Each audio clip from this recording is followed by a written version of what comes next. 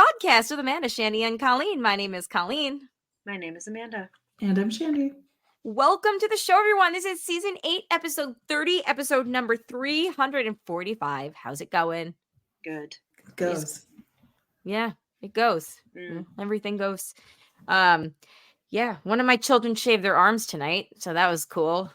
Not their armpits. So I really didn't see that one coming. Yeah. You know, He got it in his head. He tried to. He shaved his leg the other day. Then he shaved his other leg the next day. He just got this compulsion in his head, and I was like, well, I could try to stop it, or I can just let it play its course. It's not the end of the world. One limited time. Self-expression is a ongoing journey of discovery. Yes. I might take the we might have to take the razor out of the shower though before we shave more things. I don't know. We're running out of parts to shave, but whatever. Yeah. So yeah. Or you end up with a missing eyebrow. Yeah, I'm a little concerned. Yeah. Like, at least use shaving cream, dude. But yeah. Anyway, we are joined live tonight by the Hangout-level Patrons, and we have a crowd tonight. We have Brian, not Brain. We have Greg. We have Matt Loves TV, who just also celebrated a birthday. We also have Shandy's birthday on Saturday. Woo! Woohoo! We have Maggie here, and we have Mandy. I think I got everybody. Yeah, I think I got everybody. Group. It was a great group. Check out the bonus show that we just accidentally recorded with everybody, where we did my connections for the day. It was great. And we also talked about recycling. Yeah. And how Ron DeSantis is a dummy. That will never not be true. Yeah. No. It's what's the not a golden thing, evergreen. It's an evergreen statement. Evergreen, Yes. Yeah. Mm-hmm. There we go. But anyway, thank you everybody for joining us. We'll try to keep it fun and snappy tonight. How's it going, Shandy? How was your last week as a 39-year-old? Oh, pretty good. Pretty good. No profound thoughts.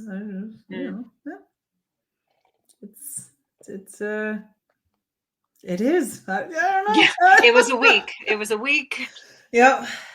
I mean, it's just getting started, to be fair, but yeah. That's true. It's like you haven't even really circled third base towards home yet. You're Right. That's a good point. So I woke up this morning and didn't know what day it was. I was like, is it a weekday? Is it a weekend? I can't remember. Oh. Yeah. Then by the end of the day, I was convinced it was Wednesday, which is why I didn't post anything earlier about this. And then I was like, I realized it was Tuesday at 5 o'clock. And then I went to go pick up the kids, and then I forgot what day it was again. And then Mandy was like, where's the link? And I was like, oh, fuck. Forgot the link. The 3-day just threw us all off. It really does. It really it knocks my whole equilibrium off. Yeah. What we should really do is have 3 days every single weekend, and then we can get used to that normal, and then we'll be fine. Amen. Perfect. Love Preach, that. sister, preach. Ooh. Okay. So first of all, I have a cat update. Kind of. Okay. Okay. I'm very excited. Oh, so no, we didn't pick a cat out, but this weekend there was a cat show at the fairgrounds, and it was fun. No, it was fucking weird and terrible. Oh, no. We spent $26 for the 4 of us to go in, and I immediately regretted it. I was they were in the little cat tent setups. Only a couple of them were around to be pet. There was this homemade cakes that people brought in that they started cutting up to give out to people, which was real gross. There were people that were just sitting there eating their lunch, at 2 o'clock in the afternoon, 1 o'clock, maybe it was 1:30 in the afternoon, pulling apart this one lady, and this was the point where I was like, ew. She was picking apart I don't know if it was pork or chicken or beef or whatever. She's pulling it apart with her fingers, and I'm thinking, oh, she's gonna feed that to the cat. It smells so gross, but okay. Nope. Then she just starts her own mouth. It's why are we here? Oh damn. It was really weird. Then there was this best in show thing, but they were different stations. We had no idea what cats were being entered for what.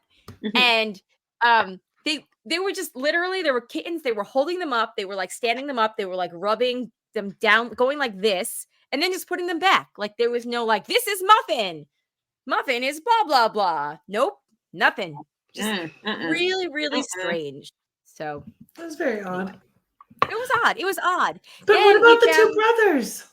Okay. So then we found these like Bengal kitties that were there, that were for sale. And we're like, oh my God, like they're hypoallergenic, blah, blah, they're blah. also a lot of work. Bengal cats are beautiful. Like... Well, then they gave us their business cards. So I went on their website. We were standing there. Yeah, those cats were $4,000. And I was like, well, this is a waste. I'm like, this is no. Dare I ask, total or individually? Individually. Oh. And it was literally called Bougie Bangles was the website. Yeah, well, I suppose at that price tag, what else do you call them? So it was a whole bunch of breeders that were there that were not interested in really doing anything being there.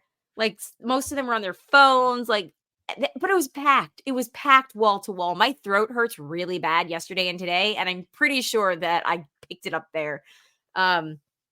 Anyway, so when we got back, I was like, I need to figure out how to make this up.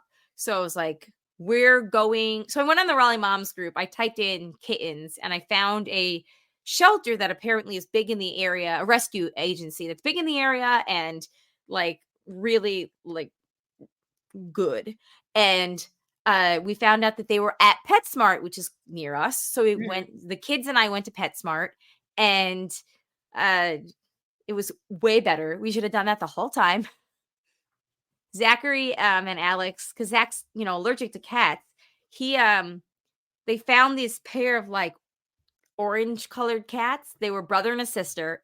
Bella and Aerosmith were their names. They were born in June, and they were super cute. Like at one point, Zach starts rubbing his hands on them and then going like this. It's like, I just want to see if they're going to make me sneeze. Yeah.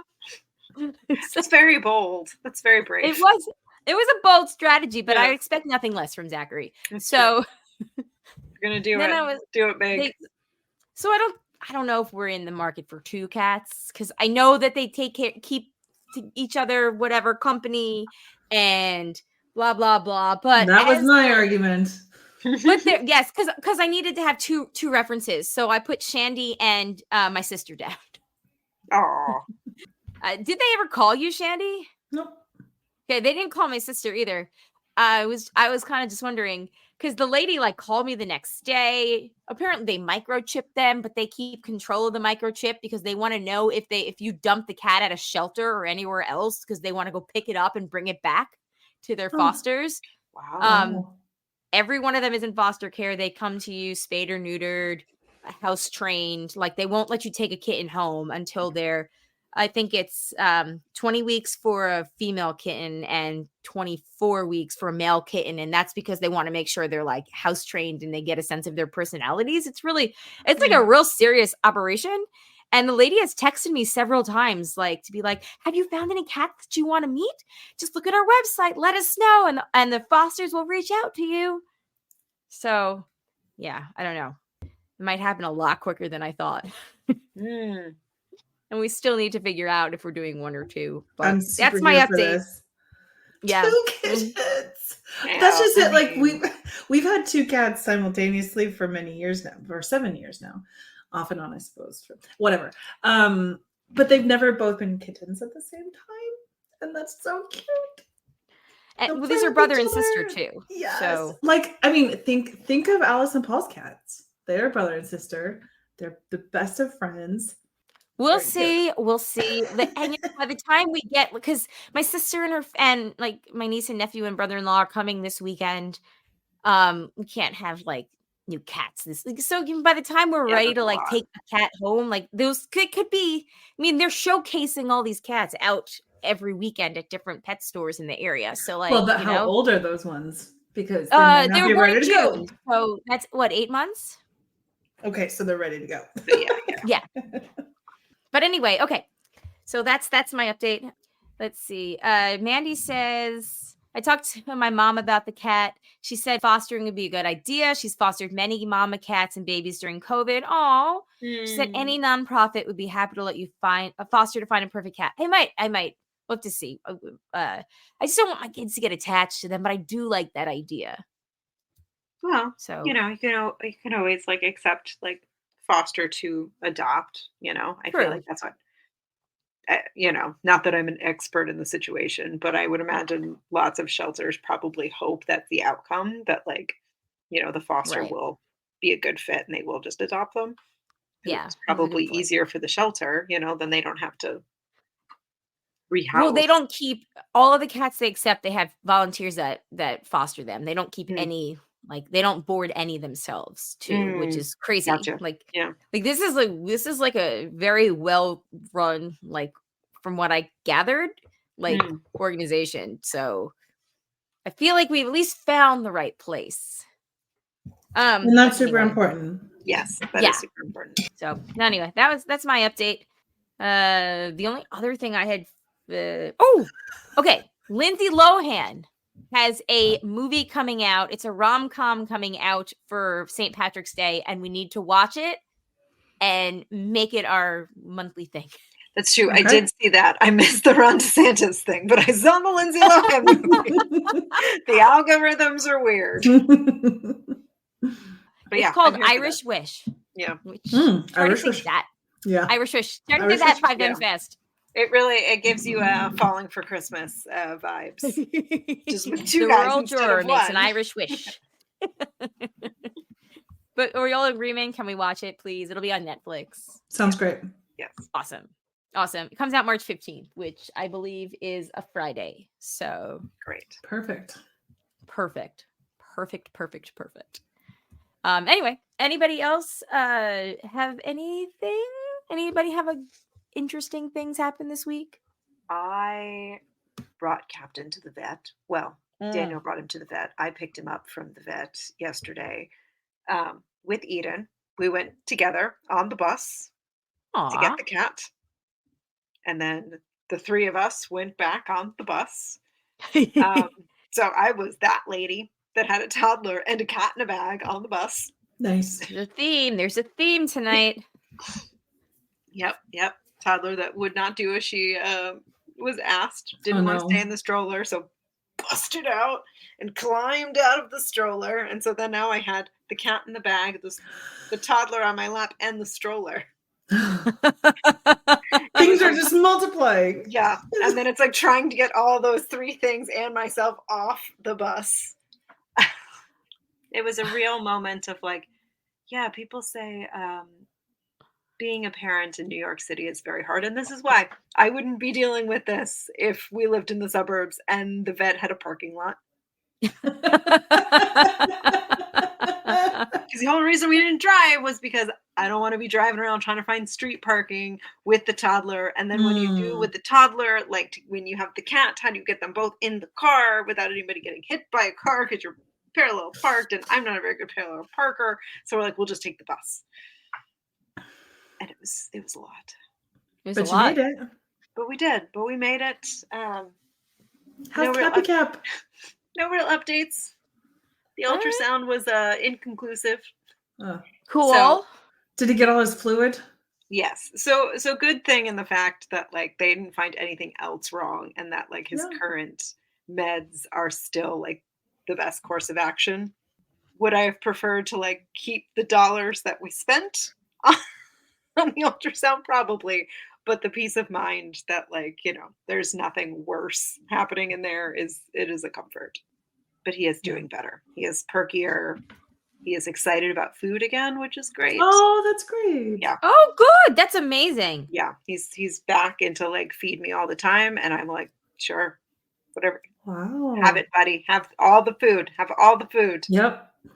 Yeah. Go wild. Yeah. Yeah. So he has a pep in his step again. So I'm very thankful for that. That's good. That's awesome. That's really nice to hear. Yeah. It's a real doozy of a day. Yeah. You, Shandy, anything exciting happen?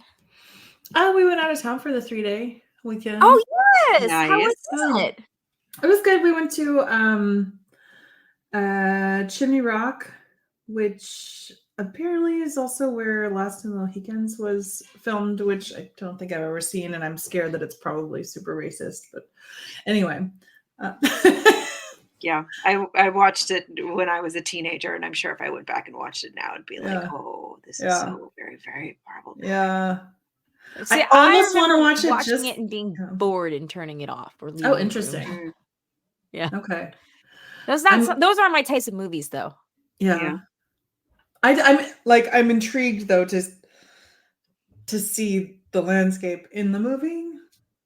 Right. That's always fun to like watch a movie where it's filmed in a place you've been. Yeah. Like that is fun. So we'll see whether or not I actually watch it. But anyway, it's so it's like this big, just like natural, sort of like monumental landscape thing that white people then, of course, like put a fence around and put steps up to and put a giant ass American flag on top, which of course. Yeah. They really, they didn't have to do that part. But anyway, we had visited it once on our way back from Asheville. And there's like a little village around there, which is really cute. And we're like, oh, we should come back for a weekend. So we did. Stayed there for a weekend, cute little cabin, and met a bunch of locals. And like, we kind of went impromptu bar hopping on Saturday. It was not our intention, but we went to the one little local brewery and or tap house, I guess. They don't even brew there. It's very, very small. And met some of the locals, and they're like, oh, we should go here afterwards. And then we just kind of went down the street because there's one main street. Went to a couple of the different local places. It was pretty fun. Did some good hiking. We also, on the way back, we stopped at a disc golf course because we have kind of gotten into disc golf 20 years later. I don't know what that is. What is that? It's like Frisbee golf. Yeah, okay. You've totally seen the setups. There's the thing around the pole, like the basket hoop net thingy around the pole, and yeah. It's the Given this description, I don't think I have. It's the same system as golf, but instead of swinging at a golf ball with a club, you're throwing at basically a frisbee. There's a gazillion. Frisbee. Yeah, there's a gazillion courts around here. Okay, it's like a whole thing. Especially I know a lot of back in the day, and this is why I say literally I have friends who were playing this in Montana 20 years ago, and here we are now, just it's really fun, and you're just outside and throwing a frisbee and walking around, and yeah, it's super fun. So it sounds way safer than throwing axes or whatever the trendy bar activity is these days. This sounds much more wholesome. Totally. And it's basically free because you buy we each bought a long range little frisbee thing, and then we bought one putter to share. Mm-hmm. Because apparently there's all kinds of different frisbees. I guess if you're really into it in hardcore, you could probably spend quite a bit on equipment, but if you're not, then you don't have to. And once you've bought that, then it's just free. So okay, so you bring your own frisbee thing. Yep. Okay. So we saw for example on the course we saw this one guy who was doing the course alone, and we let him pass us because he was clearly way better than us. And he had this whole backpack with different, all the different types of frisbees that he would use for different, distances and whatnot. Okay. That's pretty intense. But hey, more power to him. Hey. But yeah. Greg calls it frolf.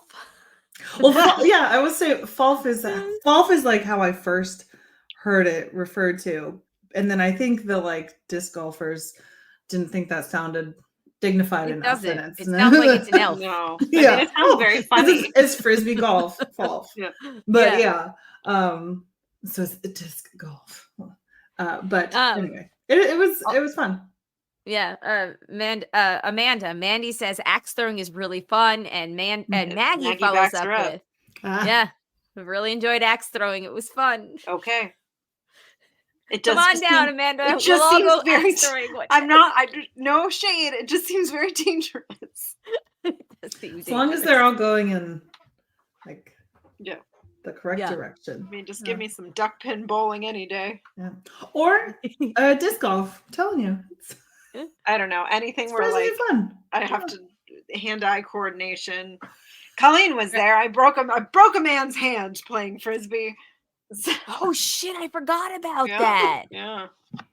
We were like throwing a frisbee, and like one of the RAs came like running in flip-flops and was like, throw it to me. So like really it was their fault. And I threw it and didn't throw it well, and they still went to catch it and they stumbled over themselves and broke their hand. Not completely my fault. Wasn't there also an injury you were involved with outside of Garland? I hope not. One doesn't come to mind, but maybe. I don't know.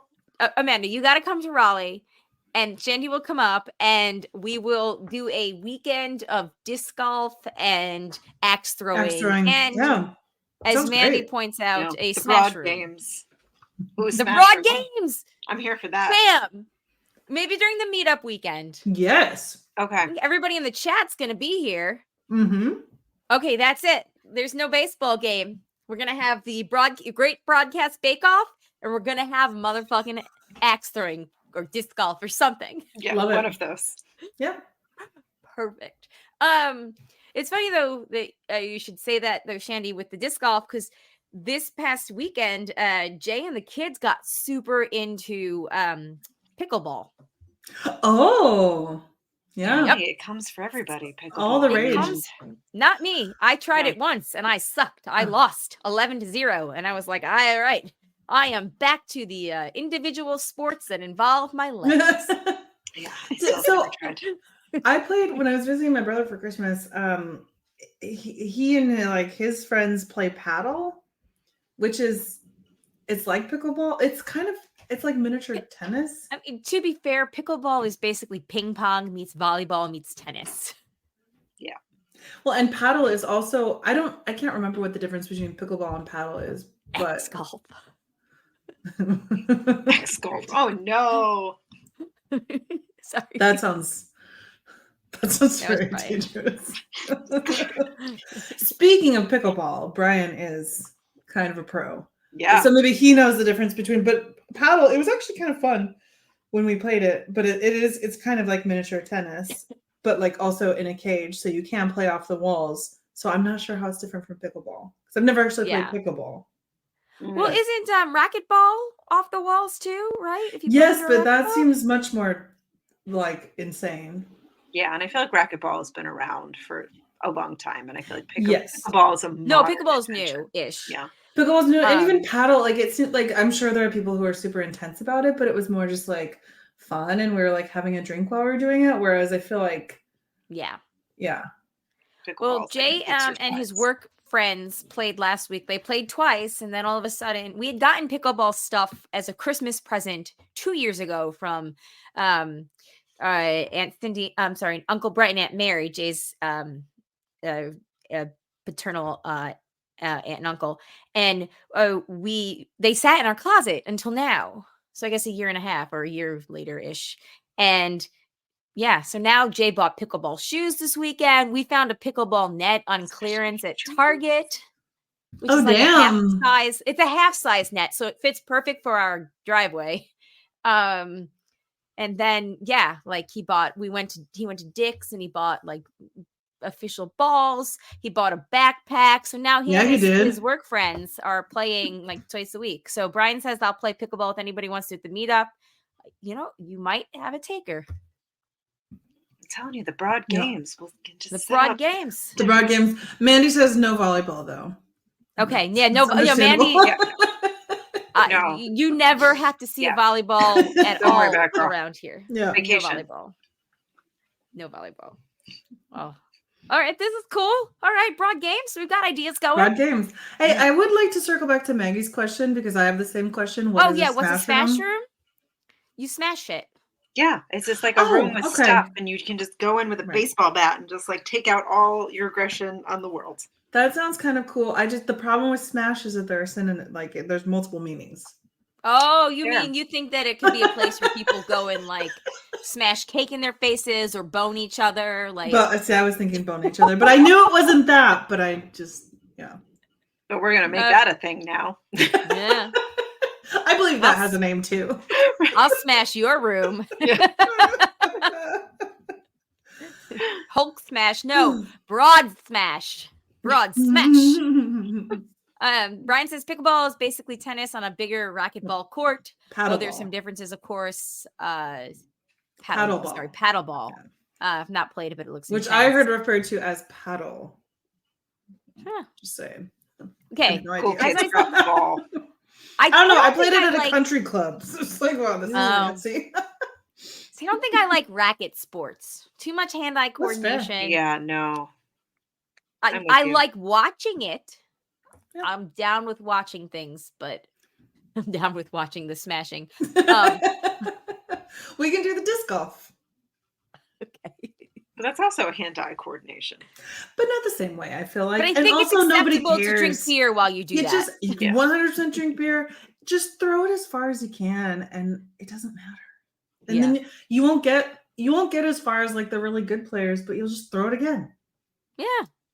And usually they're in like pretty areas. Yeah. Just like walking around a park. Okay. Yeah. Throwing shit. Throwing shit, drinking beer. It's fine. At the circle basket, Exactly. Okay. So I have something that might blow your mind. Did you know that Kate Hudson was in Home Alone 2? What? No. So you are blowing my mind. She is now related to, not related to, but she has a connection with Kate Hudson for degrees of separation, because Kate Hudson was in the children's choir in Home Alone 2. She and her brother Oliver Hudson, they were in the choir scene. Oliver. And she still gets residual checks from she does. But she gets 10 cents every year. That's kind of a bummer, but yeah. Well, she's a nepo baby with a lot of money. She's okay. Yeah. But isn't that cool? Amazing. So that's the choir scene in the beginning where, Buzz he makes fun of I'm looking up pictures. Yeah, I wonder if you can see her. Yeah. I'm gonna have to rewatch it and pause and Yeah, I thought that was very fun. I had no idea. That's fun trivia. That is really fun funny. trivia. Wow. Yeah. Nice. All right. So moving on. Oh, and Brian says before we move, I guess, if you want a game designed for beer drinking, we need to play cornhole. Oh, agreed. I've seen Shandy play cornhole. And drink beer at the same time. And drink beer. Shandy and Jack were on the same team, and Jay and Frank? I believe so. Or wait, we were standing on the same side, so were we on the same Okay, so you and Frank were playing Jay and Jack. Yeah. That makes more sense. That makes way more sense.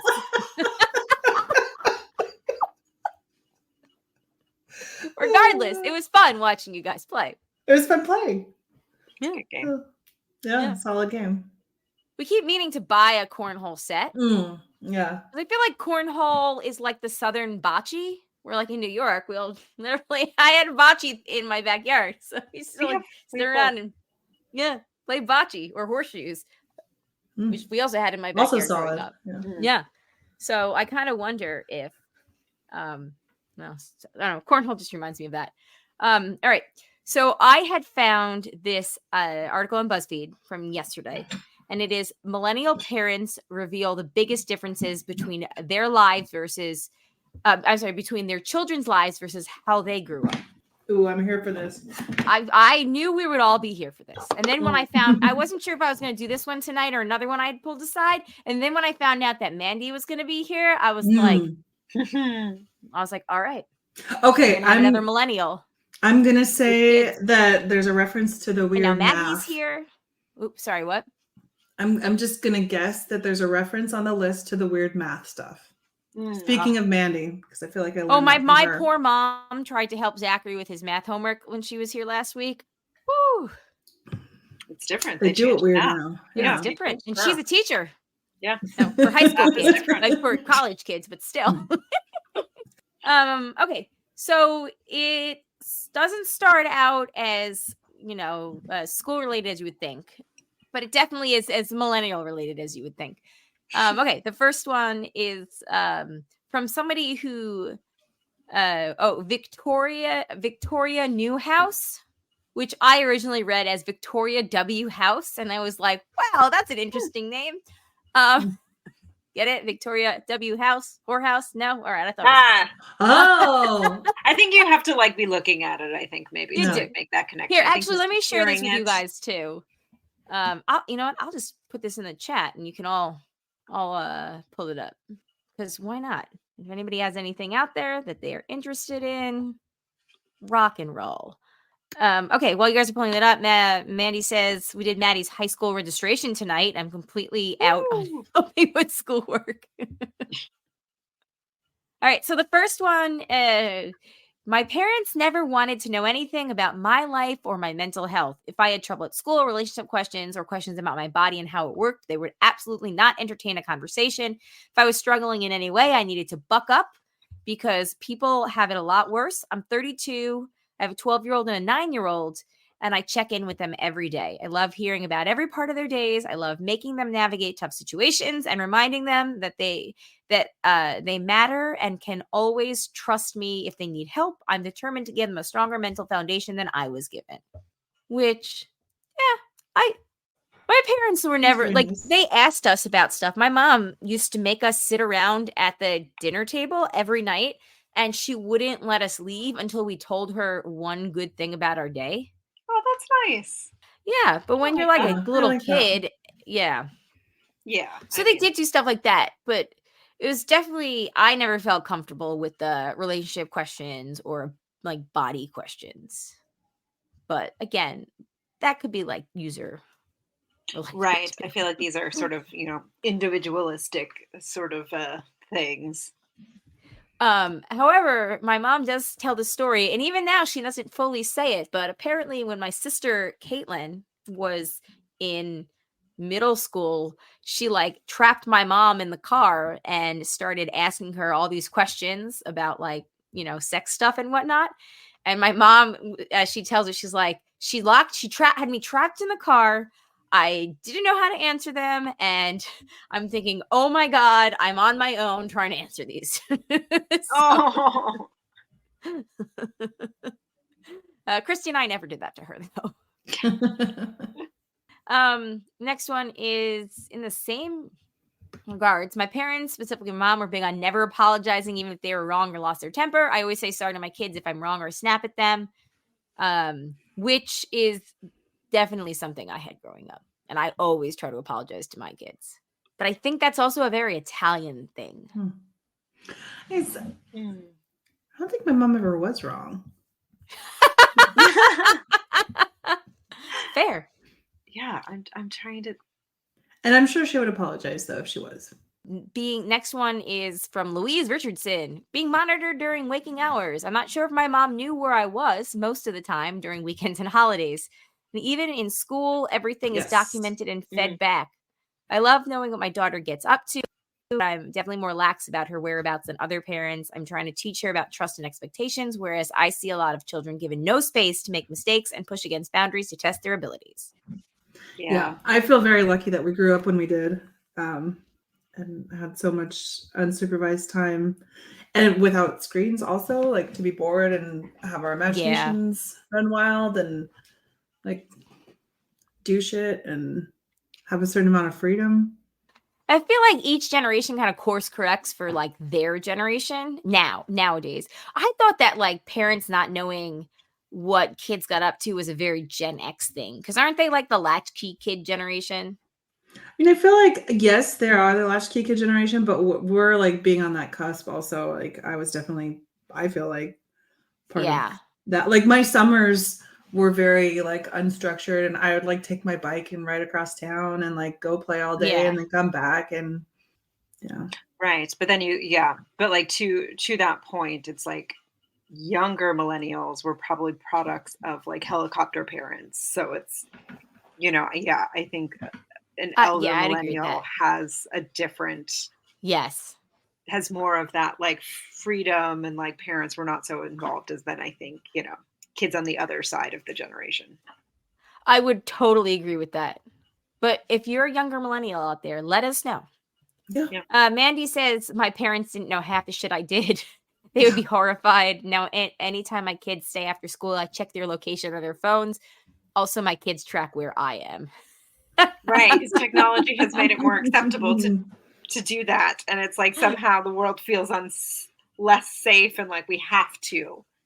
And it does feel a little like chicken egg. Like if we didn't have the capability to track the kids so closely, like would we feel so inherently unsafe? Like, it's like I think about that sometimes. Which, I mean, and honestly, from our generation, what that reminds me of is like even like until fairly-ish recently, like, do you guys remember just like this sort of like vibe that like there were all these kids getting kidnapped in the 80s, but it's like not true.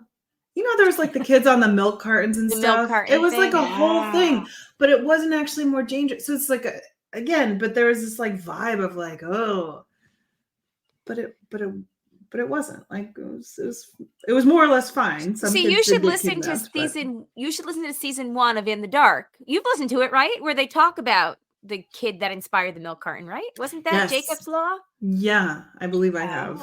Yeah. Which again, you have listened to that. I'm an idiot. Okay. We had those people. So many podcasts. Right. Then it's like I'm sitting here. I'm like, did I listen to the first season of In the Dark? I don't know if I did.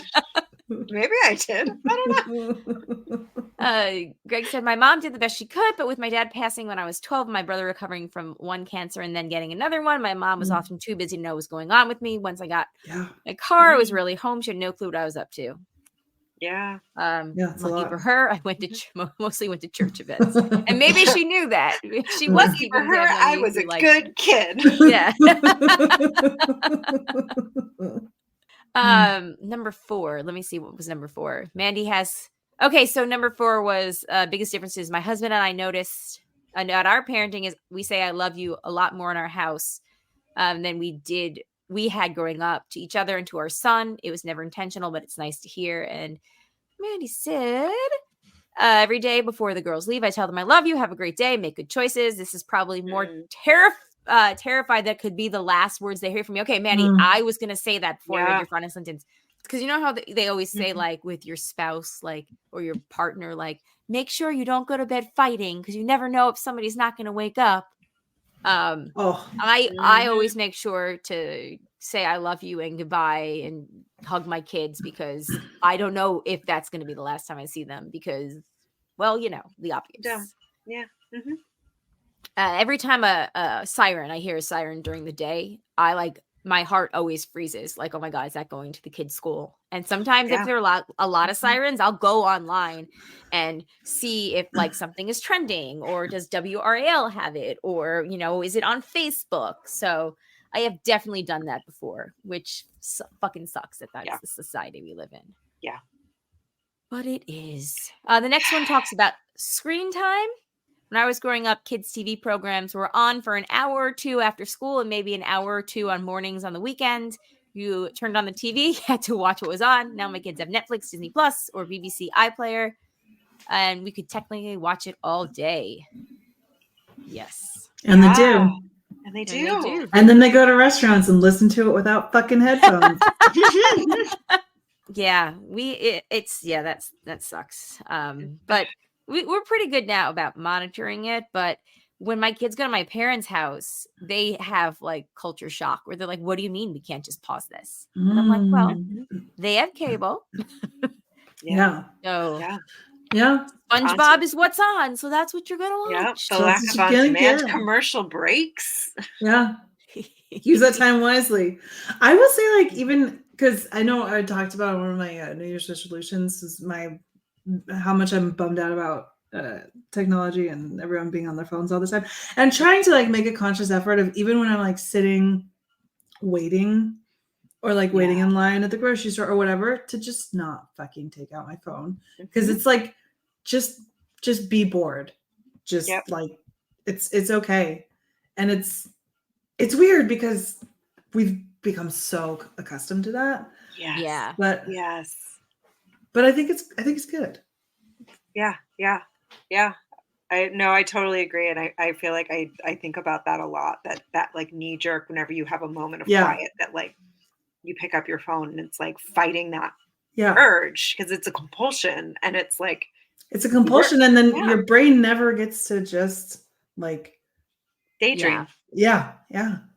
A couple years ago, I did that book, The Artist Way, and like each week there's like a different theme to the week to sort of help you like recapture your artistic vision or whatever. But like there is one week specifically in the updated version where it's like no distraction. So like no social media, no like reading, like when you're sort of like commuting, like you're just present all the time. And like it was like a very hard week, but it was like such a gift to myself of like, breaking that impulse, like breaking that compulsion, like, a full week of like not doing those things. And it's like just a reminder, like, yeah, I feel like I need to do it again. Yeah. Yeah. Maggie says that there's a book about what you're talking about, Shandy. It's called, she thinks it's called Bored but Brilliant. I'm going to write that down, Maggie. Thank you. And Greg says, are you implying it's bad to cycle through the same like 5 apps nonstop all day? I mean, you read into that what you want. Yeah.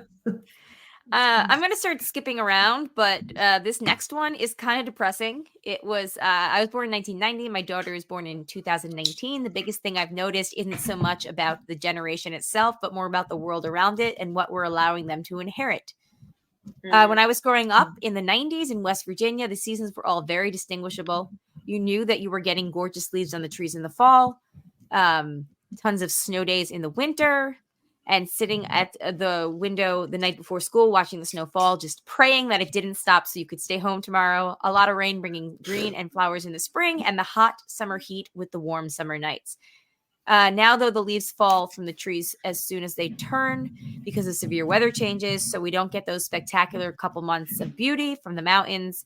The rain lasts all year and is particularly bad in what used to be spring. The summers are so hot and humid that you literally can't breathe if you're outside for more than 15 minutes a day. But half the time, it's literally freezing at night. My birthday is late July, and it was 30 degrees Fahrenheit on my birthday at night recently. It's just so sad to me that my kid won't get to experience the same earth I did growing up because of the things we humans have done for it. It seriously hurts my soul. And that was from Adrian Noel. And Adrian, I have to tell you, you should go listen to what we talked about in our bonus show before this, where we talked about recycling. Yeah. And whatnot. How fuck the corporations. Shandy, you're gonna have to go back. Major bummer. Right. Sorry. I will say though, to this Adrian, what are these snow days you're talking about? This is one thing that's funny. Like in Montana, they actually get a lot more snow days now, from what I've gathered from like Ellis and Paul, than I ever did growing up. We got one snow day because you would just fucking have to still go to school. Power through it. Not the safest, but that's just what you did. And now they actually are maybe like taking safety more into consideration, which is good. But like we never got snow days. Yeah. That's wild. It's just weird that we haven't had snow in North Carolina in several years. And we usually get at least one or two. So yeah. Maggie says, Bored and Brilliant, How Spacing Out Can Unlock Your Most Productive and Creative Self book by Manoush Zamarodi, and I'll put that in the show notes. Oh too. Yeah, Manoush Zamarodi. She TED Radio Hour podcast is the host of that. She's an NPR journalist.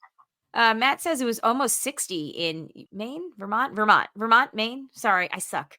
Vermont. Somewhere in New England. In New Hampshire. February 10th. Oh, New Hampshire. Fuck. I'm sorry. I knew it was up there, but I knew it wasn't a Bernie state, which is why the Vermont thing was throwing me off.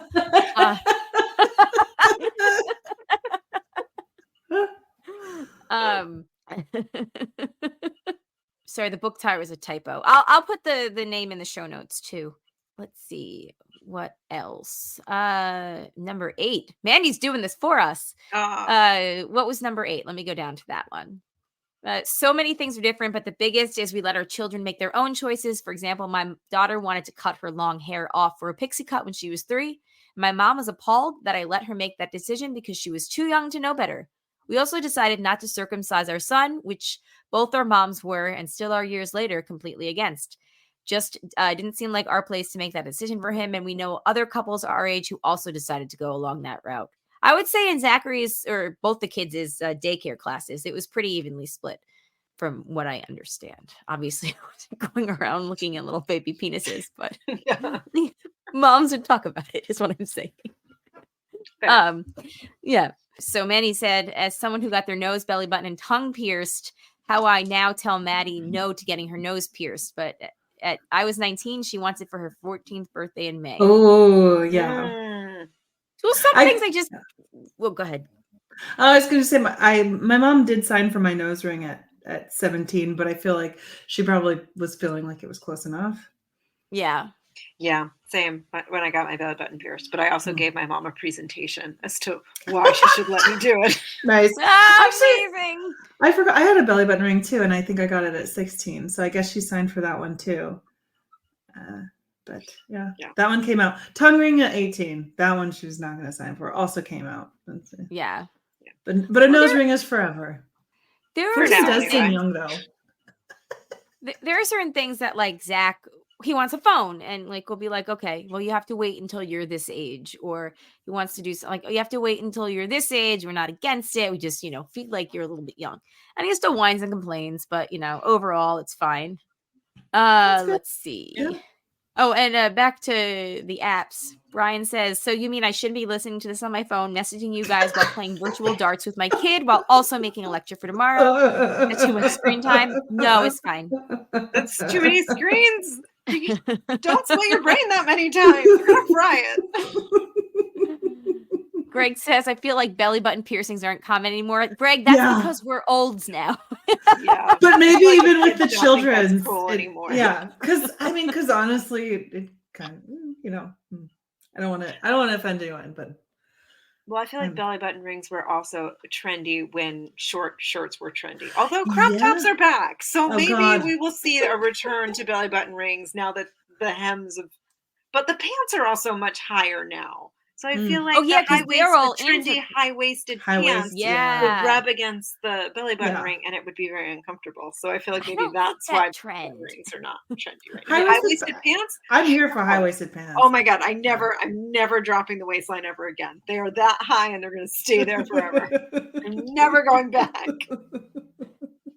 Mandy says, yes, nose rings are forever. I think we may have found a contender for episode title. Nice. Okay, 2 more, because Mandy's doing all the work for me here. Then we'll take a break. This next one is being 100% honest and truthful with my kids. If they have a question about something they see on the news, social media, or something a friend said, I'll tell them the truth. No sugarcoating or stepping around the answer. I'd rather my kids understand what's going on around them than be sheltered and oblivious. Yeah. And Mandy said, that's so true. Mackenzie knows more about current events than me. She forms her own political opinions and isn't afraid to share them. And I do think that Gen Z generation, which I think Mackenzie's at the end of that, right? Because Zach's at the start of the Gen Alpha, which I believe is 2013, 14, 12, 13, 14. Is whatever that generation is going to be called. So yeah, I think that's really cool that Gen Z is more like politically in your face. Yeah, I respect that. Yeah, really as long as they don't veer in the wrong direction. Yeah. Yeah. Basing their opinions off of well-researched facts and TikTok. And TikTok. Right. Well-researched TikTok videos. Yeah. Nuanced. But no, I agree with that though. Just like letting them, like just being honest about it. It was really tough because they also see the headlines on Alexa. It was tough to try to explain October 7th to Zach. Oh, wow. Because like, how do you be like, well, there was a conflict that started in 1948, but really it started like centuries before then. Right. And there's a lot of geopolitical things. I was like, you know what? There's this episode of The Daily, and it's a good start. Yeah, it's like, oh, buddy, we're not going to be able to distill this down into a way that a child your age can comprehend and while still being accurate. Well, because he recently was like, I saw that lots of kids were killed. And I was like, yeah, that's true. But also I don't want to like, because he gets anxious easily too. So it's a fine line. Like, you explain does he know how the fallout of that is gone? Because it's like, buddy, a lot of adults can't explain or comprehend what is going on. It is very complicated. Yeah. Well, okay. Brian said those born after 2010 are called Gen Alpha, I think. Because we've come back to the beginning of the it's the beginning. I'm sure they'll get their own name at some point. Gen Z just sounds cool, so that stuck. It does sound cool. Because don't forget, we were Gen Y until they came up with Millennials.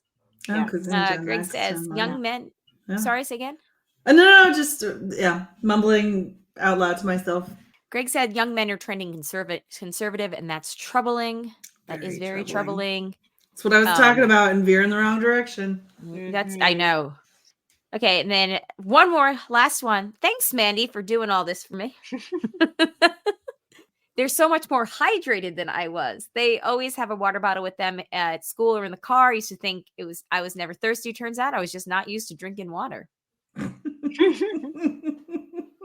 She said that made her LOL. Of course they drink more water when they have a $50 IT cup that's popular. Your kids have Stanley tumblers, don't they? Have we talked about this? Like, I do not understand. No, nor do I. I do not understand. Like, how is this even I think it's just they're good design. And it's so stupid. It is Are they really $50 shit I've ever heard. Are they really $50 each?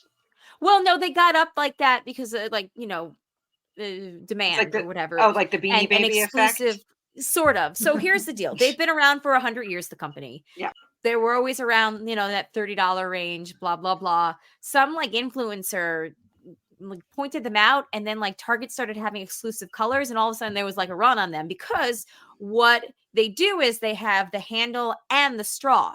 And they fit into your cup holders, but they're huge. They're 32 ounces or something. They're also a big deal because they're large and they keep things ice cold. So you could leave them in your car on a 90-degree day and come back and the ice is barely melted. That's the whole thing. They're good quality, but then they just got driven up because it's the Beanie Baby effect.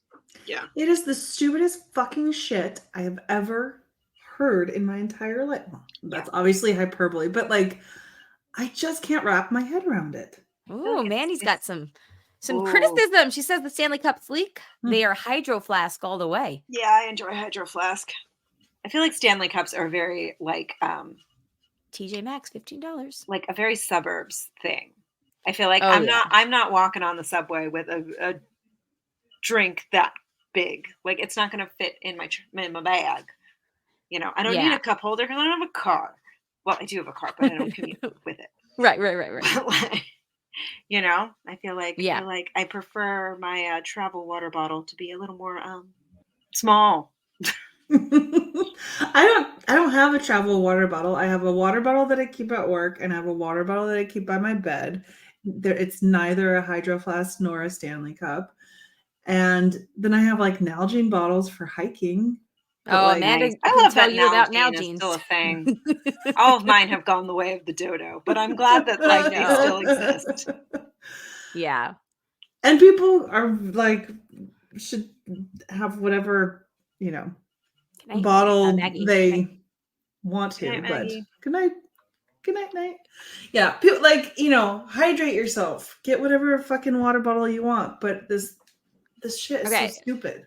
I have a one that I take with me when I go places, a car one kind of, and it's just the Conair one, Contair, the one you get at Target. Yeah. And then I have the half-gallon one that I try to fill up, and then in the morning, and I pour water into another glass out of it throughout the day to track what I drink, because I try to drink at least that plus 2 other glasses of water during the day, because I'm weird like that. No, so I don't think that's weird. I think it's I think it's good to be well hydrated, and if that helps you keep to your hydration goals, then all the power to you. Yeah, fair enough. Okay, we'll stop there. Thanks everybody. This was fun. Let's take a quick break, and when we come back, we'll do some feedback. And we'll move it along because we're running a little long, but we had a good conversation. So Mm-hmm. Yay! All right, we're back. We're ready to get into the feedback. The first bit is from Maggie, who just left. Good night, Maggie. And she said her favorite post Super Bowl meme, and it's the one from Brian Cohen that went viral. And it's 2023 Super Bowl, Rihanna is pregnant. It's a picture of Rihanna. 2024 Super Bowl, we're all pregnant, and it's a picture of Usher without his shirt on. He did. He took everyone behind the bleachers. That's really funny. Awesome. Next up, we have an email from Andy, and then we have a That's What She Said. I posted the stuff very late today, which is my bad. Also, you know what happened last week? Okay, I was so proud. I had the show done by like 4:00 in the afternoon. I was so excited. I was done. I had met my goal that I was going to be out on time. So I uploaded it. I set it to post at 6 a.m. the next morning, except stupid fucking me set it to post at 6 a.m. on the 17th, not the 16th, because I got confused. And then when I got it the next morning, I checked my feed and at 9:00 and realized it's not there. So I went to look, and then I discovered that I set it for the wrong day. So I was like, God damn it. Wow. So I'm early, and I still didn't. And then it wasn't showing up in the Apple feed, which I'm pretty sure was because I messed up when I scheduled it. So I had to delete everything and repost it at like 10:00 at night. Oh, I was so annoyed. I was like, ah! That sucks. I know. But anyway, thanks for listening and your patience. Always. Go get a belly button ring. I hear they're no, a tongue ring. I hear they're forever. Nose ring. Nose ring. Nose ring. Nose ring. Fuck. Yeah. A nose ring famously won't fuck up your teeth. So. Yeah. Yeah, that's true. I guess, unless if you're a licking nose. I mean, you have to be doing something really unique.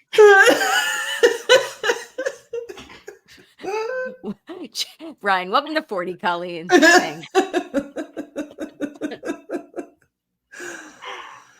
Oh boy. I know. Oh boy. I'm so old now. I would have been on like my 3 years ago, 8 years ago, I would have been on like my second or third of this at this point in the show. I haven't even taken 2 sips of this yet. Meanwhile, I'm drinking water. Water and tea. Lemon water, though. You know. Nice. Fancy. Civilized goddamn lady. As I explained earlier, I don't think anybody was on. This is the glass that I got, the fake Moreno glass I got in Venice. Beautiful. And I only brought it down and filled it up so I could show it off. Mm. Yeah. It is very beautiful. So what's actually in it, though? If you don't mind me asking. Oh, it's Maker's Mark, but now it's very watered down Maker's Mark. Which is actually kind of how I prefer Maker's Mark. I know, me too. It's a little too sweet. That's true. Well, I told you when Jay has band practice on Mondays, they somebody brings a bottle of something every week, and they'll pour me some at like 6:30 when they break it out. And then I will let it melt, and I'll drink it at like 9:30. And that's how I prefer it. Yeah. A little Grand Marnier. It's like a little quickie cocktail. You just put a little bit of that and the whiskey in it. I don't know. It mellows it out. Gets a little orange zing. I like it. Interesting. I've never thought of that. Yeah. But anyway, okay. So yeah, we're gonna wrap this up even quicker than I thought. I think. I don't know. I'm hyper now, guys. Woo! So a sip of a watered down Maker's Mark. Maker's Mark is not forever. Okay. All right. Andy email. We gotta do the Andy email. Okay, so Andy writes in, this week in Andy's virginity. Hey, broads. Well, first off, happy early birthday, Shandy. Hope you have a great time. Thank you, Andy. As for me, there's no real update. I'm still looking at job postings and not finding much. It's frustrating, but I gotta keep going. No news in the dating world either, besides the last place I went on a date being demolished that I mentioned before. I found an article on NPR about why dating sites suck, going into this shitification of popular sites and e-shitification? No, I don't know. Of popular sites and the paradox of trying to keep a steady customer base when your service, in theory, is meant to be used only temporarily and ideally never again. It's very true. And Andy puts in a link to the NPR article. I guess you'll still be hearing from me for the foreseeable future. Hashtag I'm with hers. Andy. Well, Andy, even when you're writing us updates that no longer contain this week in your virginity, maybe post virginity, I hope you're still going to be writing us updates. So, yeah. Yeah. I hope that we'll be hearing from you for the foreseeable future, not just because of the, the dating sitch. Smash room, baby. Smash room. This week from Andy's Smash Room. I look forward to it. Yes. Oh my God. Okay.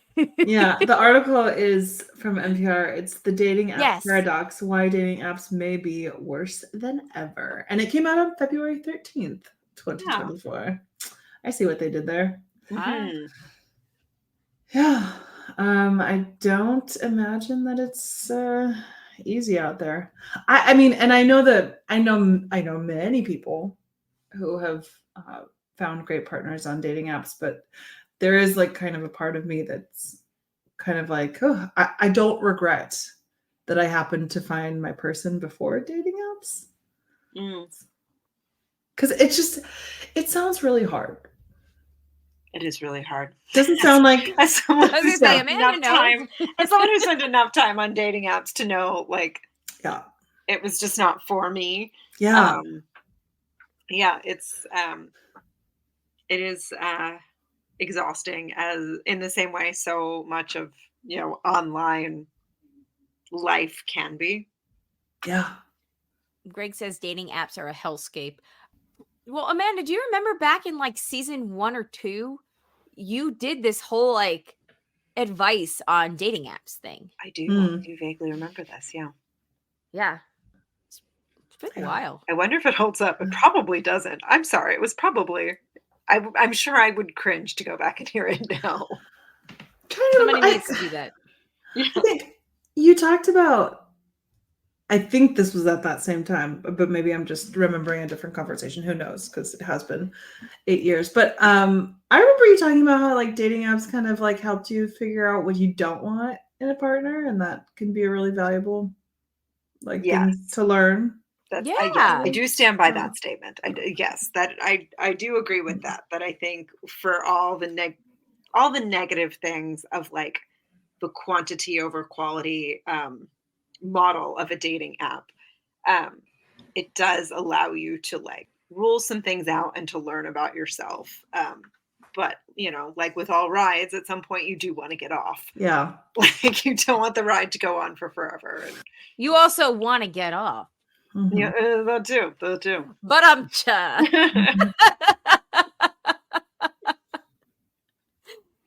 Greg also says it was my profile from Coffee Meets Bagel. Yes.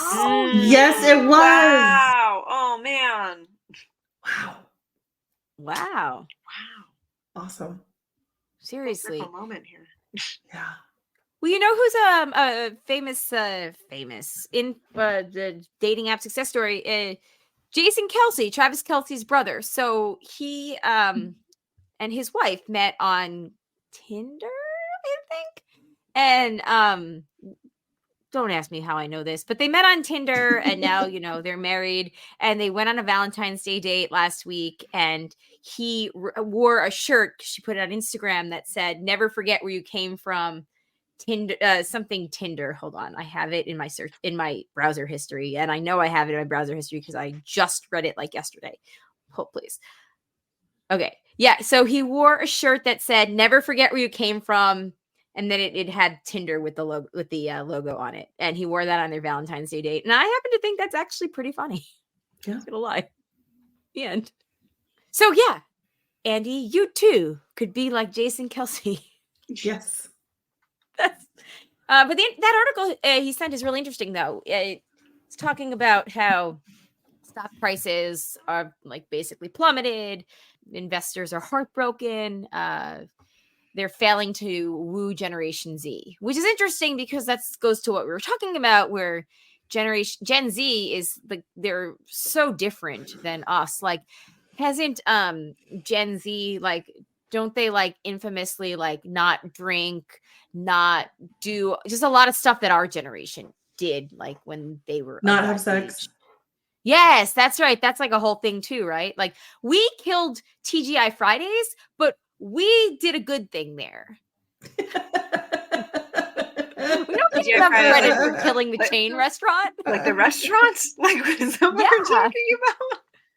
Yeah, like millennials get shit on because we moved to like, you know, microbreweries and family-owned restaurants, and like we I will not apologize for that. I think that sounds like a good thing to me. I'm not going to apologize for that.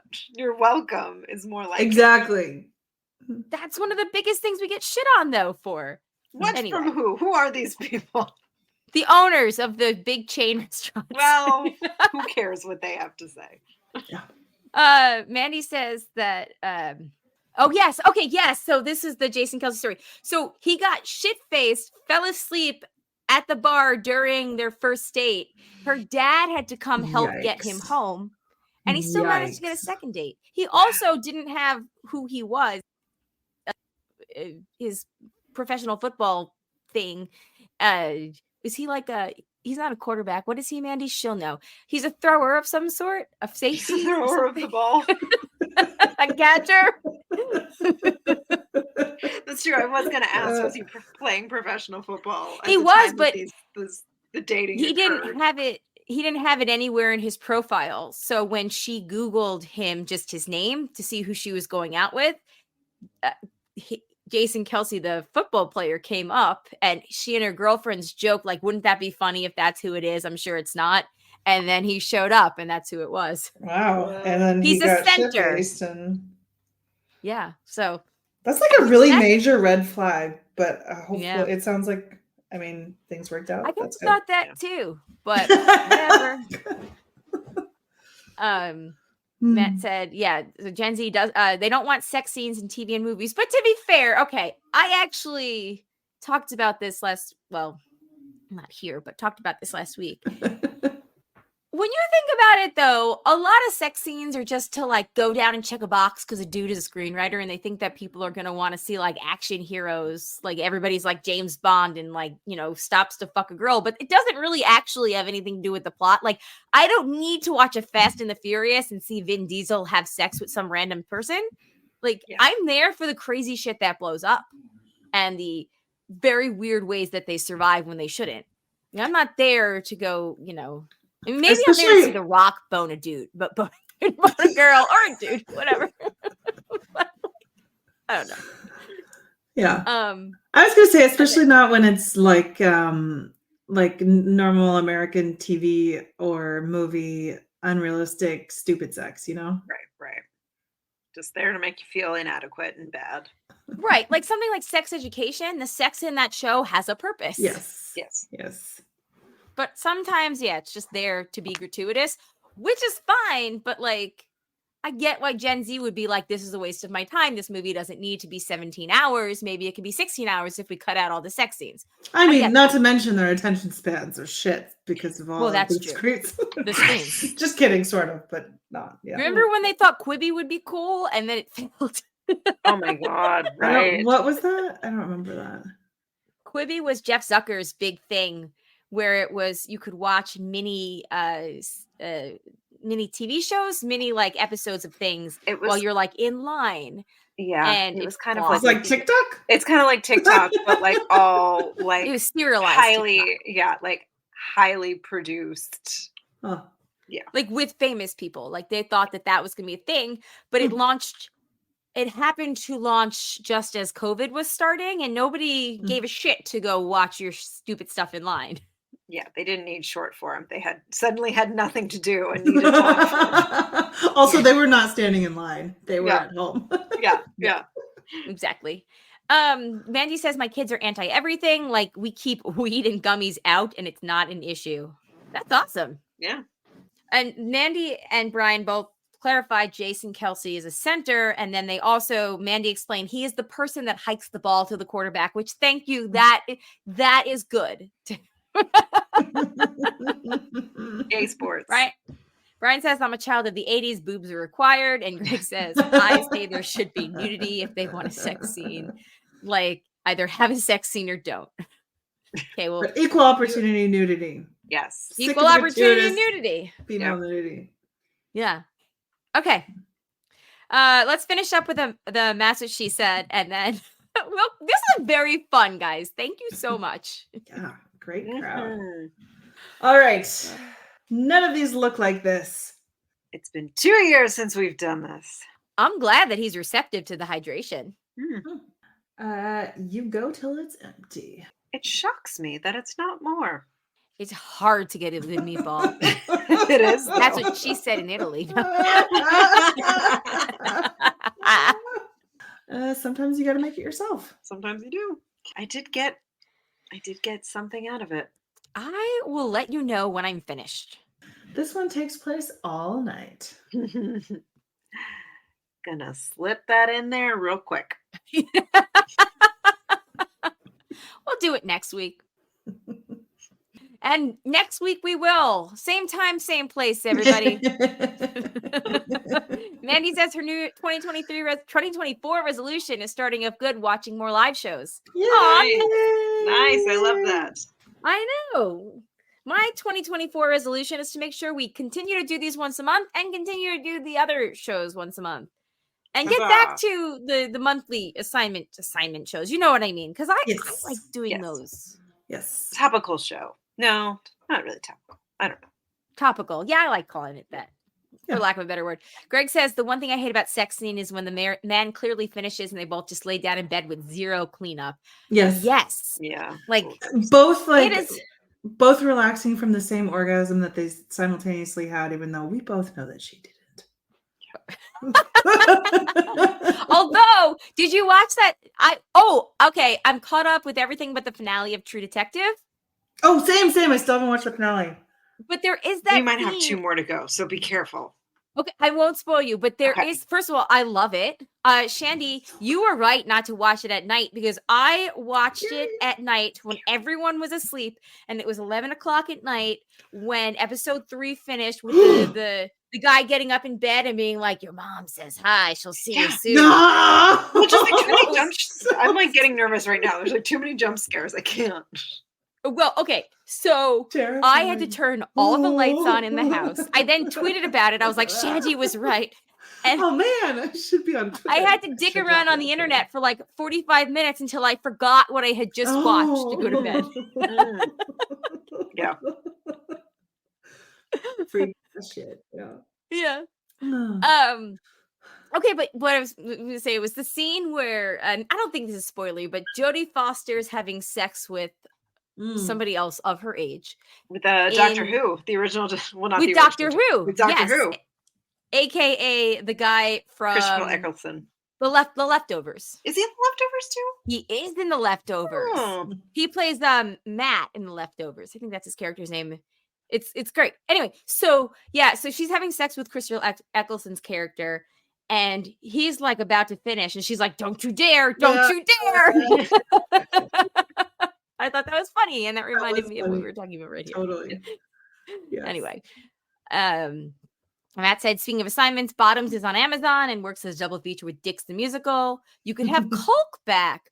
I could have Culk back. He was just in Canada. I have no idea what his travel schedule is, except he was with Illyrio, and they sent me selfies. And I was like, cool. Hi, guys. So, the end. But anyway, yeah, maybe. That sounds good. We could talk about that. Right now, though, the next thing we're gonna watch for sure is Irish Wish, the Rural Jurors Irish Wish with Lindsay Lohan, March 15th, and then we will promptly talk about it on whatever the Tuesdays that follows that, which is the 19th. And yeah, there's that. Okay. We will everybody prepare yourselves for broad games after the great broadcast bake off, and yeah, go play some pickleball and report back. or disc golf or frolf or whatever you call it. All right.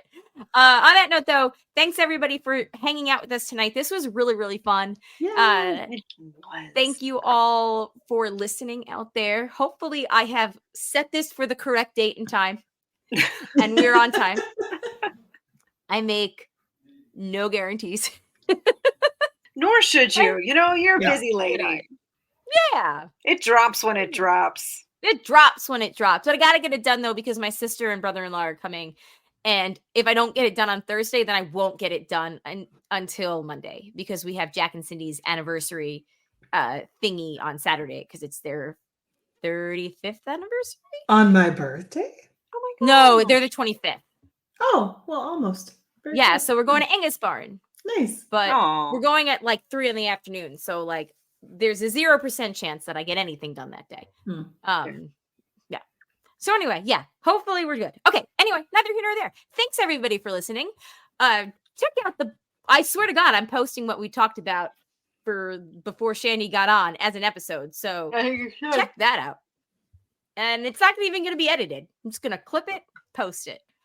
The end. Great. Okay, on that note, though, thanks everybody. Thank you to the patrons, especially the ones I can do at a certain level, and that'd be Eckhart, Maggie the Magnificent, Joanne with the Plan, and Ed the Creepy Poopy Head Mailman. Thank you guys so much. If you need feedback, thebroadcasters3@gmail.com, or give us a call, 331-276-2373. We love feedback, as you know, and we'll see you guys all next month. Yeah, on that note, my name is Colleen. My name is Amanda. And I'm Shandy. Peace out, everybody. Bye. Bye.